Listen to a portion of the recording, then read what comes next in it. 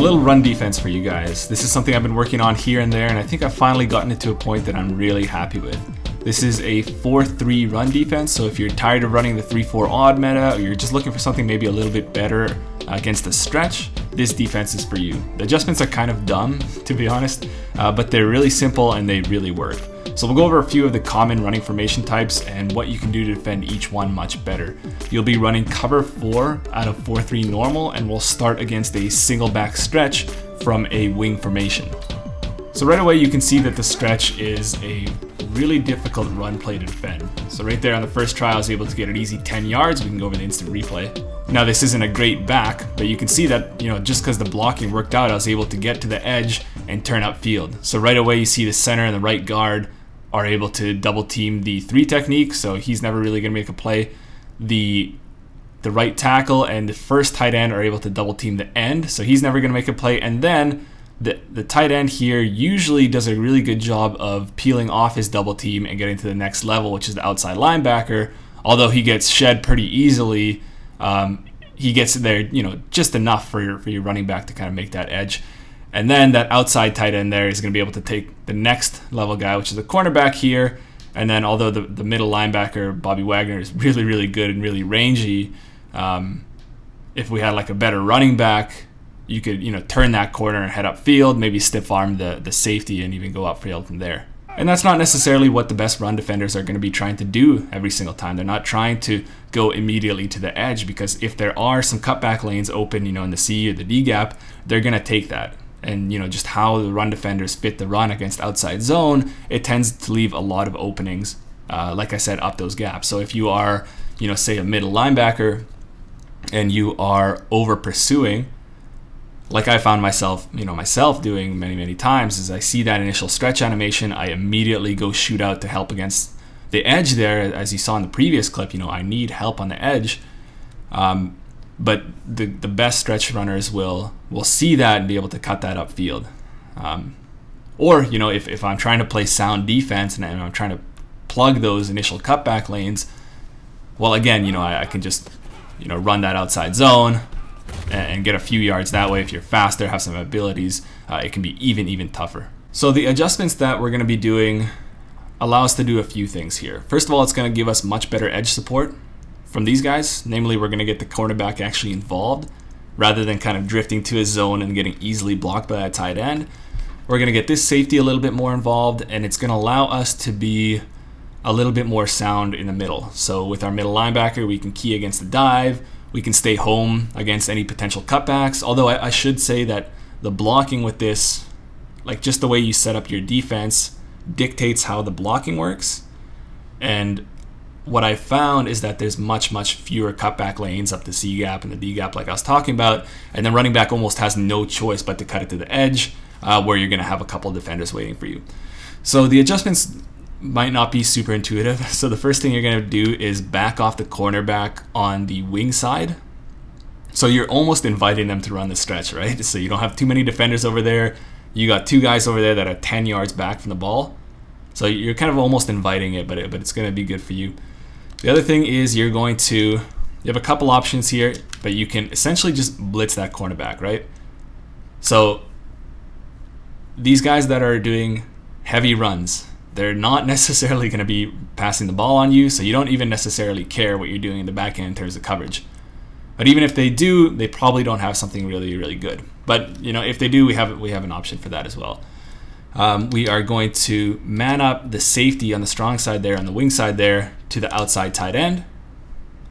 So now, you could say that the inside tight end, if he runs a streak, he'll be free. If you're really scared, you can man up the outside linebacker here on him if you want. But what I found, you should be okay anyway.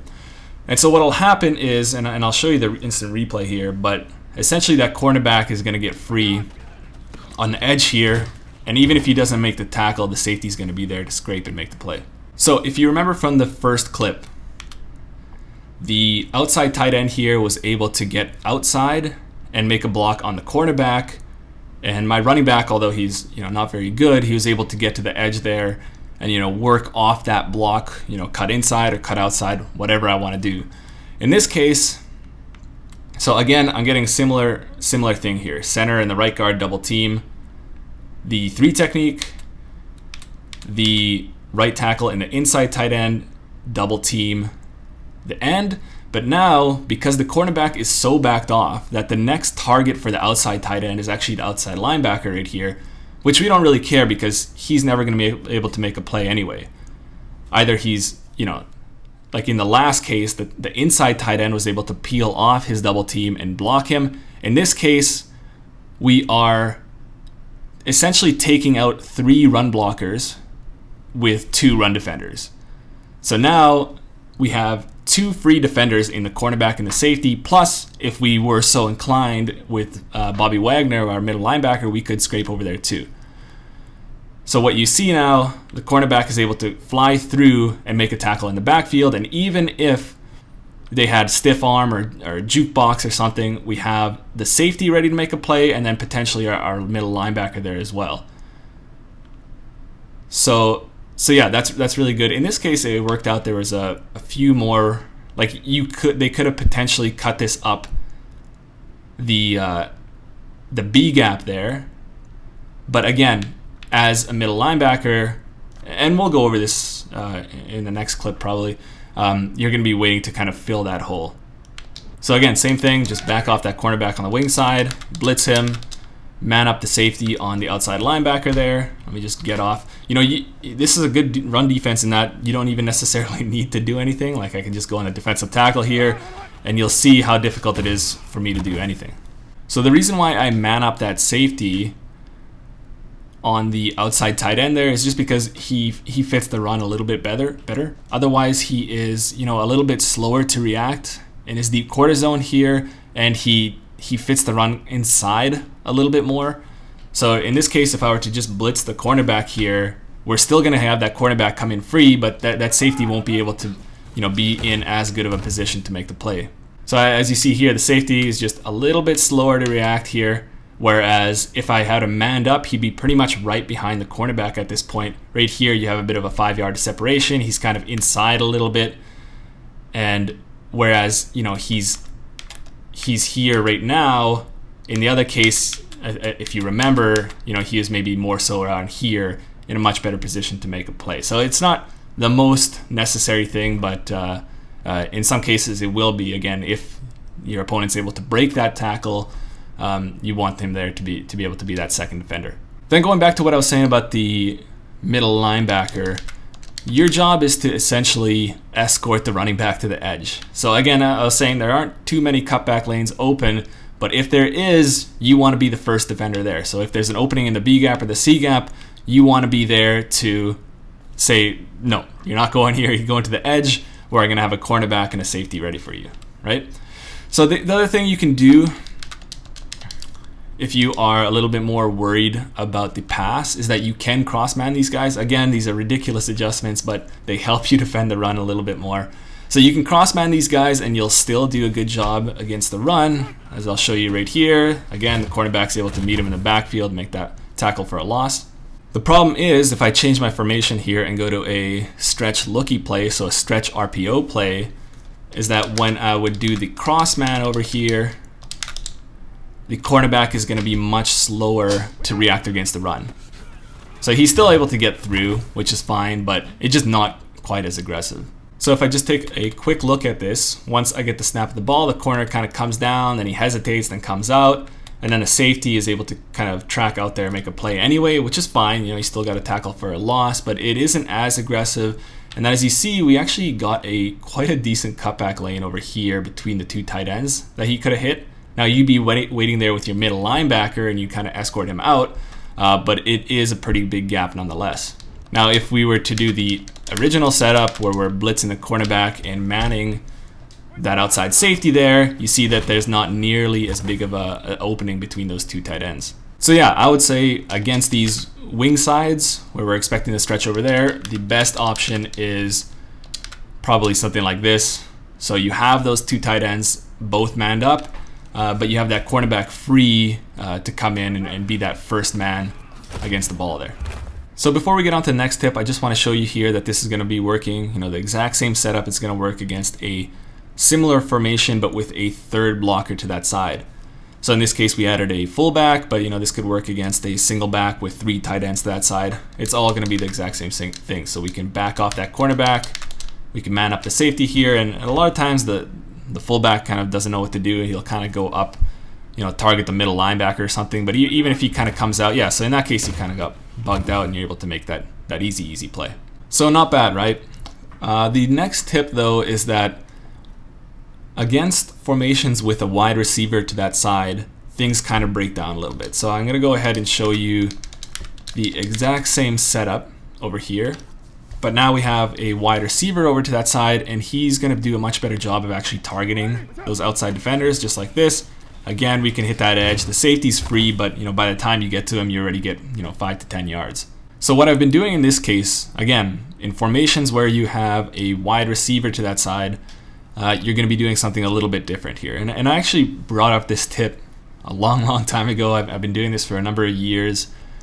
Out of the 4-3 normal, and you could maybe do it out of other formations. I know you can't out of 3-4 odd. Maybe you can if you really work at it. But what we're going to be doing is blitzing all of our linebackers. So right on the D-pad, down, and then we're going to be zoning them all again. So what that does is it puts the safeties as our force defenders. So otherwise, if I reset the play here, the outside linebackers are the force defenders. So the force assignment is nice because they're much quicker to trigger against the run, so they don't kind of hesitate in their zone a little bit before coming down. You gain that extra split second that's really advantageous for you. And they actually do a good job of getting width. The only problem is that when it's this outside linebacker or say a nickel corner, they're really easy to block because they're there at that immediate first or second level. And then when they get blocked, they don't necessarily do a good job of trying to hook around that defender. When I make that the safeties over here, they are they're going to do those good things I was talking about where they're quick to trigger and they get some good width. But because, and this goes to a similar tip as the first one, because they're coming from a depth, they're not likely to get targeted. So in this case, I will go ahead and run this stretch here out of I-form close. And again, I'm not touching anything as a user. This safety is going to come in free to make the play on the ball. So this approach probably isn't as sound as the previous one where we had the cornerback coming in free behind the line of scrimmage, the safety being there to clean things up. In this case, the cornerback's almost certainly going to get free. The safety is almost certainly, the cornerback is almost certainly going to get blocked. The safety is almost certainly going to get free to make a play there, again, at the line of scrimmage or behind the line of scrimmage. And then as a middle linebacker, again, you're going to be there to, escort that running back out. So make sure that those holes are plugged as you move outside with him, and then be ready there. The safety can come down to make the play. If he misses his tackle, you can be there to clean things up. So in salary cap, when I didn't have any abilities on these safeties, this would be a good method for me because that safety would be there to blow things up, and then I could clean things up if need be with my linebacker, or by then the quarterback can get off his block and make a play there. If you're really serious and really want to stop the run, you could put those run stopping abilities on your safeties, and you're going to be much better against the whole thing. So again, you're going to be over here, stretch, whether you go stretch to the left or stretch to the right. You're just blitzing all your linebackers, zoning all your linebackers, and now you have your safeties in your primary force. If you're coming up against these guys, they're likely not going to pass, but if you want, you can re-flat your outside linebackers just like this. That's not really going to mess with the match rules too much with this because they're, we're not working with trips or anything, so things are pretty easy in that sense. You could even go and put these guys in hard flats if they're coming out and passing and hitting some quick flat routes. You can do that, but again, you don't even necessarily have to do anything as a user defender. So in that case, maybe you want a secure tackler, but he was there to make a play at the line of scrimmage. And it's nice, it's symmetrical, it's really quick. Within a split second, I'm able to get these safeties in their primary force assignments. And then so if they want to flip it to the left over here, you're going to have that safety free to make a play. Somebody's going to get out there block, or, you know, if you're able to scrape out there with the middle linebacker. You can run this against other formations, against single back deuce close here. Again, the safety is going to come in free here. Cornerback gets off his block, able to help him out a little bit. Now, it actually does an okay job of defending these wing formations. So if I'm running stretch to the right here, that tight end will actually target the second level. He'll target either that cornerback or that safety, but you just don't have enough blockers over there. So although they're not as aggressive to fit, like the cornerback will kind of go to his zone a little bit, he'll generally be free to make a play. So in this case right here, you know, he's free, which is okay. So, you know, that's much better than running a stock approach, but, you know, I still much prefer running the original adjustment right here, or running this over here. The cornerback is, you know, meeting the running back 4 yards into the backfield. But, you know, you could do a hybrid approach. So as I was saying, to the wide receiver side, that original adjustment does not work as well, but you can, you know, you can do your adjustment where you're putting the safeties in the primary force, and you can still do the adjustment over here. You know, you can reflat these guys over here. And so you'll still be good over to the right side. Everything will work out the same, perhaps even better in that case. But if they do decide to flip it to the left side, again, you're going to have a better run defense over here where you're going to have, you know, at least one guy free to make a play. So that's the stretch defense here. So essentially what we're doing is just stacking the interior of the box right here with these 4 defensive linemen and 3 linebackers here, and then backing off these safeties and cornerbacks to play off of that. So what we're doing is first of all adding defenders in the box to dictate how the blocks turn out. First of all, to have them kind of stay inside so that the cutback lanes, you know, don't really open up. And then these guys are going to be free to aggressively fit the outside. And, you know, as a user defender, we're going to be escorting the running back out, where we're going to have, you know, at the very least, 1 guy ready to make a play behind the line of scrimmage, or maybe 2, or maybe yourself if things really, really break down, which they generally don't. So now against the halfback dive or the halfback ISO, which, you know, is a possibility for them to run, what's nice about the 4-3 normal here is that you have an extra run defender in the middle here. So before I was running, say, over G, this outside linebacker would be outside, easy to block. Now we have an extra kind of big body guy in the middle here. But especially you have, sorry, that's the wrong controller here. So you have these guys that are doing their thing over here, but they're not necessarily strictly going to the outside. If they read dive, they're going to get busy in the middle. So they're not necessarily going to make a stuff, you know, in the A gap. But if they see that, they're going to be able to be there as, you know, be able to clean things up a little bit. So if I run this over here, you see how they come in.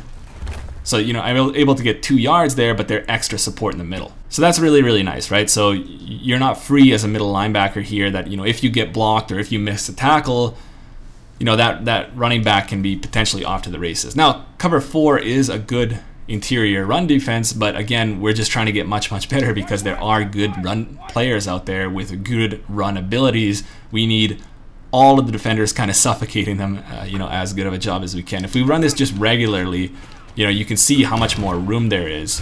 Let me just go ahead and show the instant replay here. So you see in this case, the cornerback over here kind of drifts outside, whereas the previous play, you saw that he was able to make a play 2 yards, you know, into the play.